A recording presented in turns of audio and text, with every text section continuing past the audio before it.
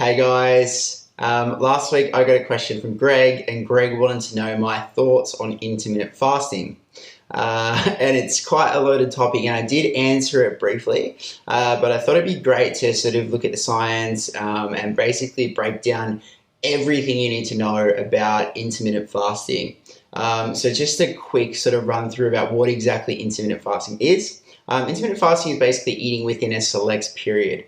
So a time restricted, or like it's called, you can sometimes hear it as time restricted feeding. So a typical sort of intermittent fast might be something of like an 8-hour window. So let's just say you start eating at like midday, you'll be done and get all your food in within those 8 hours, just from midday to like 8 p.m. This is sort of like a typical fast. People do it in many different ways. Doesn't have to be like that. And there are even other ways to intermittent fast, such as like the 5-2 diet and alternating fasting diets as well, or alternating day fasting diets.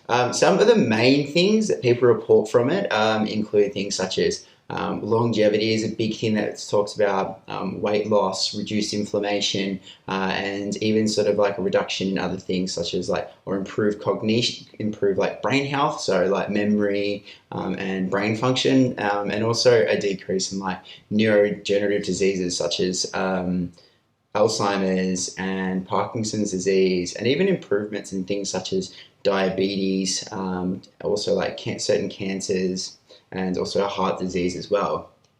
And while there is evidence for some of this, definitely, it's still very early days with intermittent fasting. So we haven't quite understood it fully in a way to say that, okay, this is the diet that's going to cure everything. It's definitely not the case. If anything, it's still very early stages, and a lot of the science or around intermittent fasting is typically done in rat or mice models or animal models. So a lot of people say that, that intermittent fasting does this and that, and a lot of time they just forget about the fact that not that many human trials have been done.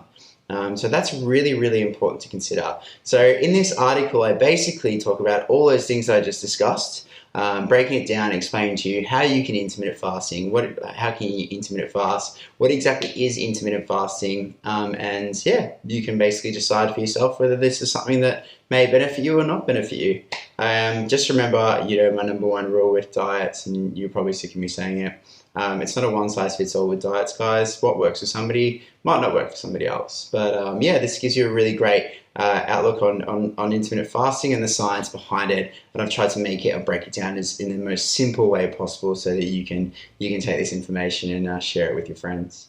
Awesome, guys. If you have any questions, always feel free to email me at ben@13seeds.com.au, and I really hope you enjoy reading this article. Thank you.